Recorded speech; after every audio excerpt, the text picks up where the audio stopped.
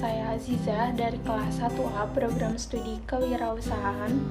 Karlina dengan NIM 2000854. Saya Nabila Indonesia dengan NIM 2009292. Saya Rizwandi dengan NIM 2008937. Saya Rizwan Sedanarasi dengan NIM 2008996.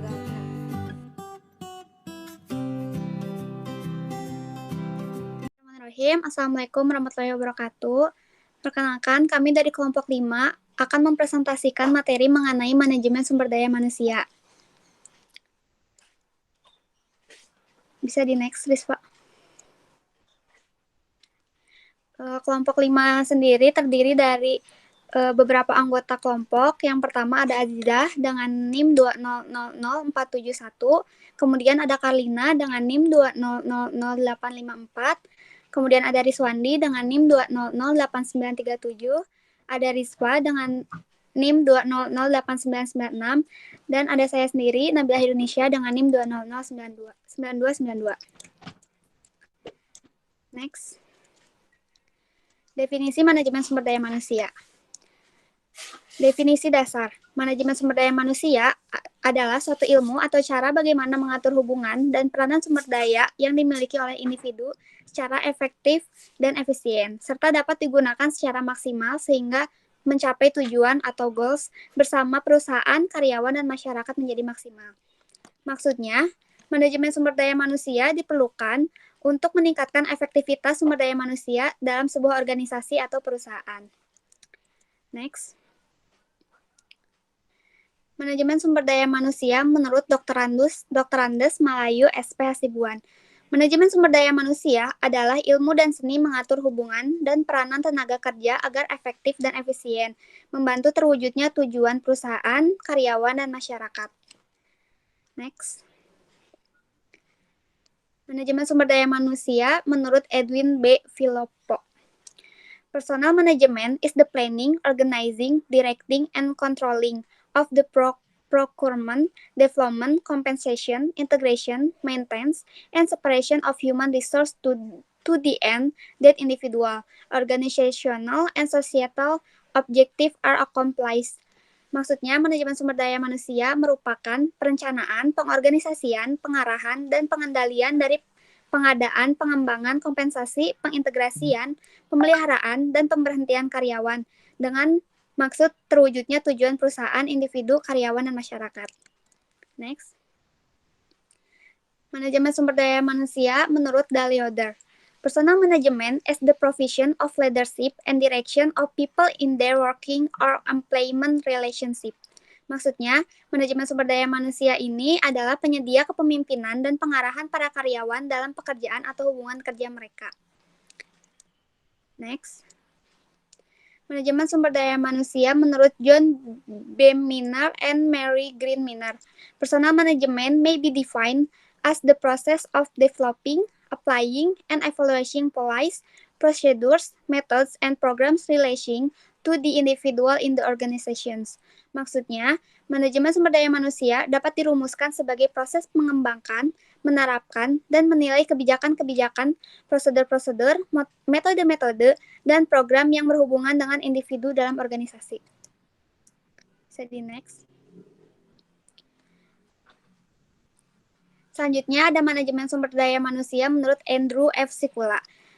Personal administration is the implementation of human resource or manpower by and within an enterprise. Maksudnya, manajemen administrasi personalia ini adalah implementasi sumber daya manusia oleh suatu perusahaan. Selanjutnya, ada komponen manajemen sumber daya manusia yang akan dibacakan oleh rekan saya, yaitu Rizwandi. Baik, terima kasih.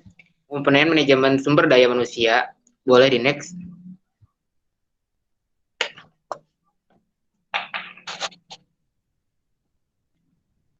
Tenaga kerja manusia pada dasarnya dibedakan atas pengusaha, karyawan, dan pemimpin.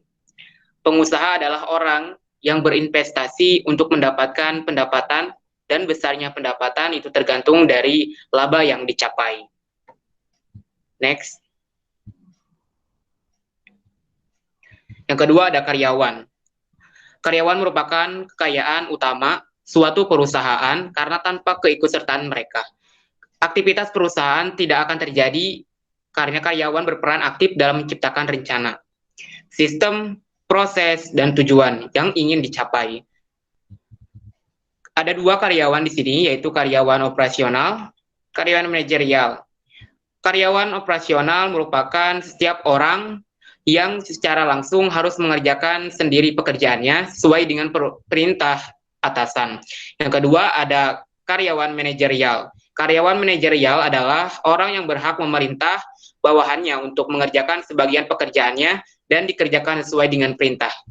Mereka mencapai tujuan melalui kegiatan-kegiatan orang lain. Karyawan manajerial ini dibedakan atas manajer lini dan manajer staff. Manajer lini, yaitu manajer lini adalah seorang pemimpin yang mempunyai wewenang ini atau yang dikenal dengan line authority, berhak dan bertanggung jawab langsung merealisasi tujuan perusahaan. Yang kedua ada manajer staff. Manajer staff adalah pemimpin yang mempunyai wewenang staff atau staff point authority yang hanya berhak memberikan saran dan pelayanan untuk memperlancarkan atau menyelesaikan tugas-tugas manajer lini. Yang ketiga, very next.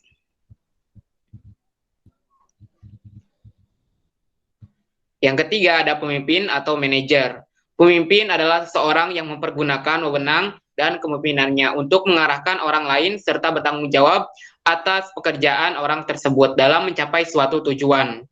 Kepemimpinan adalah gaya seseorang pemimpin mempengaruhi bawahannya agar mau bekerja sama dan bekerja efektif sesuai dengan perintahnya. Asas-asas kepemimpinan adalah bersikap tegas dan rasional, bertindak konsisten, dan berlaku adil dan jujur. Setiap pemimpin atau manajer adalah termasuk manajer personalia. Baik, selanjutnya ada materi mengenai fungsi manajemen sumber daya manusia yang akan dibacakan oleh Karlina. Baik, materi selanjutnya ada fungsi MSDM, yaitu manajemen sumber daya manusia. Bisa di next. Yang pertama itu ada fungsi perencanaan atau human resource planning adalah merencanakan tenaga kerja secara efektif atau efisien untuk mencapai tujuan dari perusahaan itu di masa yang akan datang. Next. Yang selanjutnya yaitu ada fungsi pengorganisasian adalah kegiatan untuk mengorganisasi semua karyawan dengan menetapkan pembagian kerja, hubungan kerja, delegasi wewenang, integrasi, dan koordinasi dalam bagan organisasi atau organization chart. Organisasi hanya merupakan alat untuk mencapai tujuan dari perusahaan itu sendiri. Poin selanjutnya bisa di next.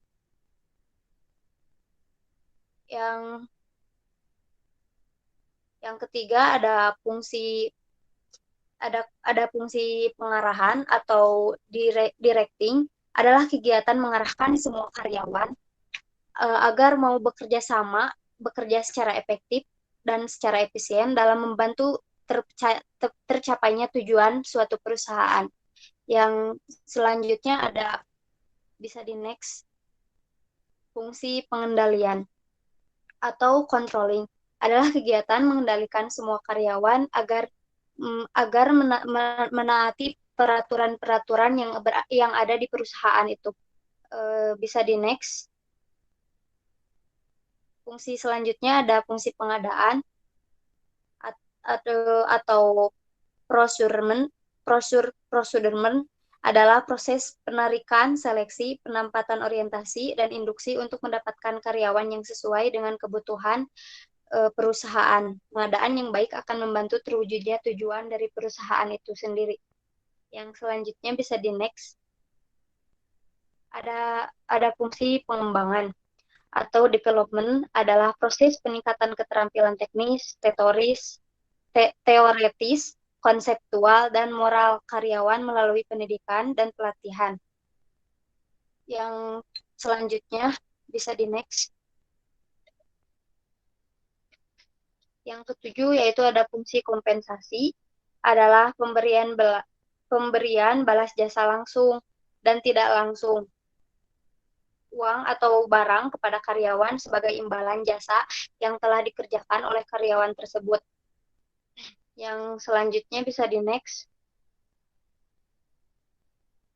Yang kedelapan ada fungsi pengintegrasian atau integration adalah kegiatan untuk mempersatukan kepentingan perusahaan dan kebutuhan karyawan agar tercipta kerjasama yang baik di dalam suatu perusahaan tersebut.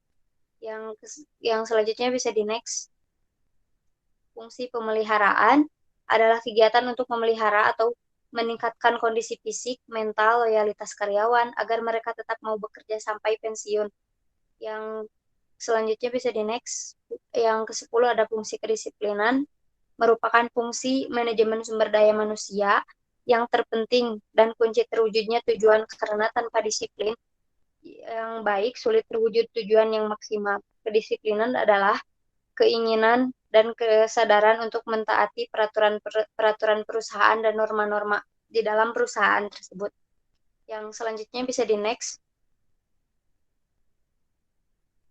Yang terakhir ada fungsi pemberhentian atau separation, adalah putusnya hubungan kerja seseorang dari suatu perusahaan. Pemberhentian ini disebabkan oleh keinginan karyawan, keinginan perusahaan, kontrak kerja berakhir, pensiun, dan sebab-sebab lainnya. Pelepasan ini diatur oleh Undang-Undang Nomor 12 Tahun 1964. Sekian dari saya, terima kasih.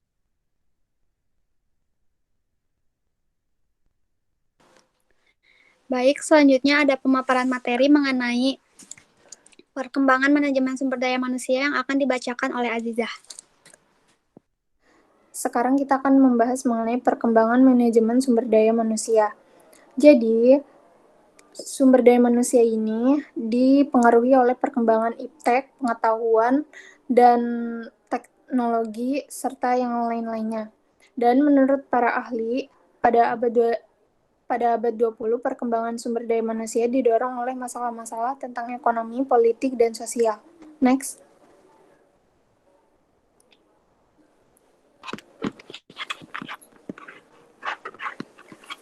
Jadi untuk masalah ekonomi, ada 4. Yang pertama, terjadinya persaingan yang tajam antar perusahaan untuk mendapatkan tenaga pekerja yang berkualitas.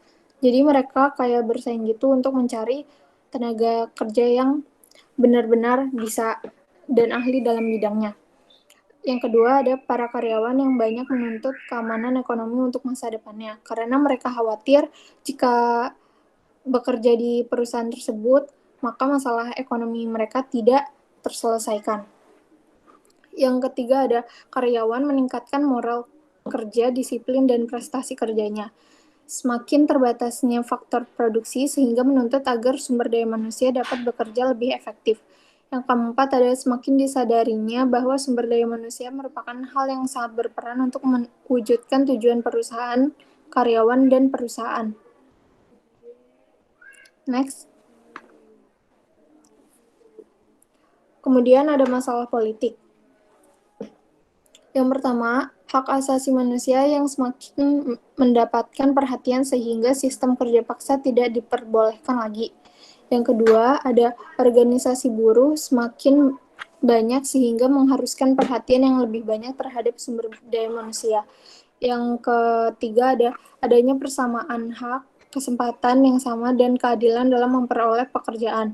Yang keempat, adanya campur tangan pemerintah dalam mengatur perburuhan. Yang kelima adalah lahirnya emansipasi wanita sehingga menuntut adanya kesamaan hak dalam memperoleh pekerjaan.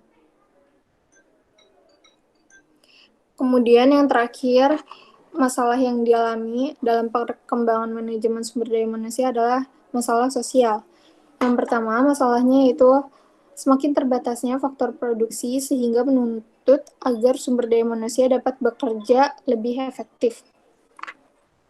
Yang kedua, ada berkurangnya rasa kebanggaan terhadap hasil pekerjaan akibat adanya spesialisasi pekerjaan yang mendetail. Yang ketiga, ada semakin banyak pekerja wanita yang kodratnya perlu mendapat pengaturan perundang-undangan. Dan yang terakhir, ada kebutuhan manusia yang beraneka ragam, material dan non-material yang harus dipenuhi oleh perusahaan. Baik, selanjutnya ada pemaparan materi mengenai pendekatan manajemen sumber daya manusia yang akan disampaikan oleh Rizva. Baik, terima kasih moderator. Selanjutnya saya akan menjelaskan tentang pendekatan manajemen sumber daya manusia. Persaingan yang ketat di antara perusahaan akan semakin besar perhatiannya tentang hak asasi manusia. Hal ini mendorong timbulnya pendekatan yang lebih modern dan manusiawi terhadap perburuhan. Pemerintah pun akan semakin besar campur tangannya dalam mengatur pemanfaatan sumber daya manusia untuk melindungi kepentingan perusahaan dan kebutuhan karyawan sehingga karyawan tidak diperlakukan seenaknya oleh perusahaan. Terdapat 3 pendekatan sumber daya manusia yang dapat dilakukan, di antara lain pendekatan mekanis, pendekatan paternalis, dan pendekatan sistem sosial.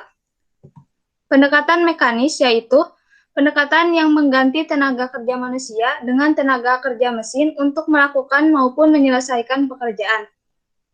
Pendekatan mekanis ini menitik beratkan analisisnya kepada spesialisasi, efektivitas, standarisasi, dan memperlakukan karyawan sama dengan mesin. Spesialisasi ini yang semakin dalam dan pembagian kerja yang semakin mendetail sebagai akibat dari perkembangan dan kemajuan teknologi akan menjadikan seorang pekerja hanya mengerjakan satu pekerjaannya satu saja. Keuntungan dari spesialisasi ini adalah pekerjaan akan menjadi semakin terampil dan efektivitasnya akan menjadi semakin besar. Namun, ada kelemahan dari spesialisasi ini yaitu bagi pekerja, yaitu pekerja akan merasa pekerjaannya terasa sangat membosankan, akan mengurangi tingkat kreativitas pekerja, dan kebanggaannya terhadap pekerjaannya akan semakin berkurang. Adapun masalah-masalah yang dapat ditimbulkan oleh pendekatan mekanis ini. Yang pertama, pengangguran teknologis. Penggantian metode kerja ini mengakibatkan banyaknya pekerja yang kehilangan pekerjaannya. Karena satu mesin dapat menggantikan beberapa tenaga manusia. Namun jika ditinjau dari pandangan ekonomi makro, dengan adanya modernisasi ini akan menaikkan pendapatan nasional. Dengan begitu artinya akan semakin banyak proyek yang dibuka, maka secara otomatis lapangan pekerjaan pun akan semakin banyak. Yang kedua ada keamanan ekonomis. Keamanan ekonomis dimaksudkan ketika seorang takut terkena PHK perusahaan, sehingga menyebabkan hilangnya sumber pendapatan mereka. Ketidakpastian ini membuat para pekerja merasa ketakutan, apalagi dengan usia mereka yang semakin bertambah dan tanggungannya yang semakin berat, membuat pekerja memiliki perasaan tidak aman dalam perekonomian. Yang ketiga ada organisasi buruh.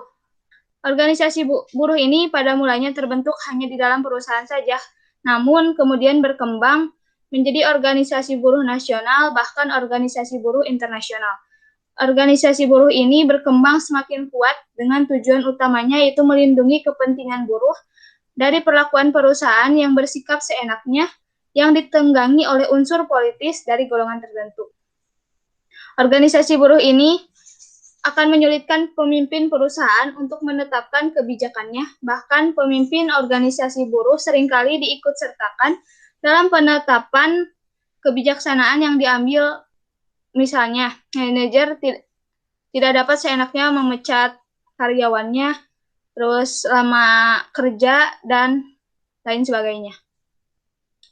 Adapun reaksi manajer untuk menghadapi organisasi buruh ini antara lain, yang pertama, menolak mempekerjakan anggota serikat organisasi buruh.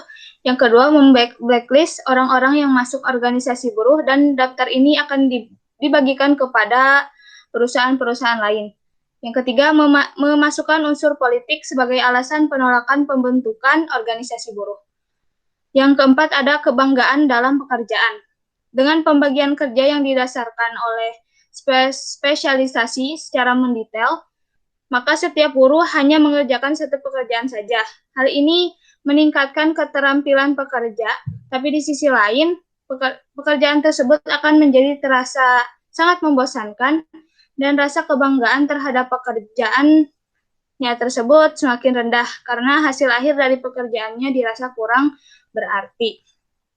Selanjutnya ada pendekatan paternalis. Pendekatan ini dirasa akan mengakibatkan karyawan menjadi malas dan manja karena si manajer menganggap bahwa karyawan sebagai anak-anaknya. Para karyawan diberlakukan dengan baik, diberi fasilitas-fasilitas yang baik juga.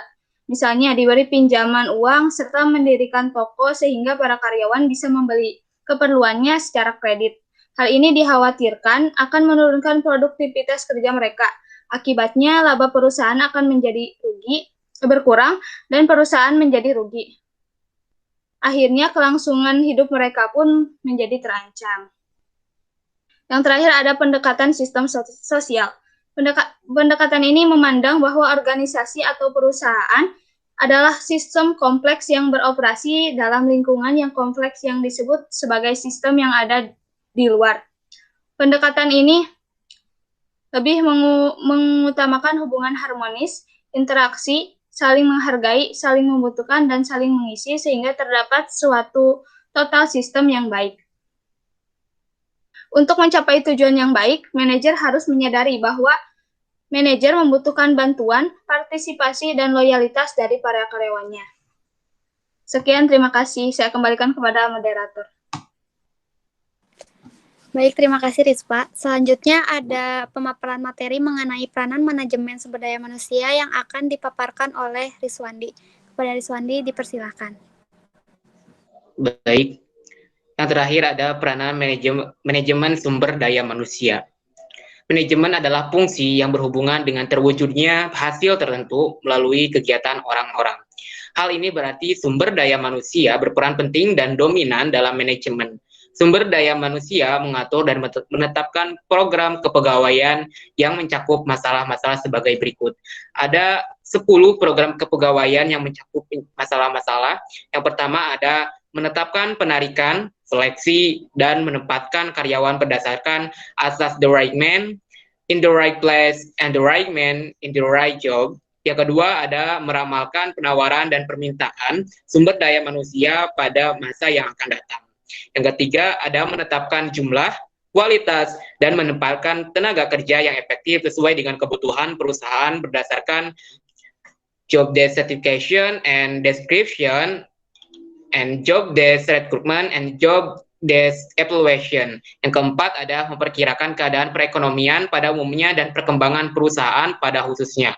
Yang kelima ada menetapkan program kesejahteraan, pengembangan, promosi, dan pemberhentian.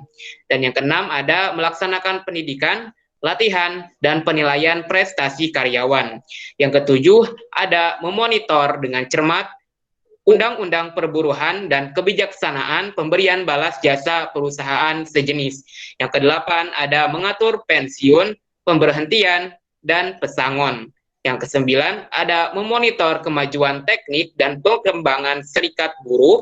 Kemudian yang ke-10 atau yang terakhir ada mengatur mutasi karyawan baik vertikal maupun horizontal.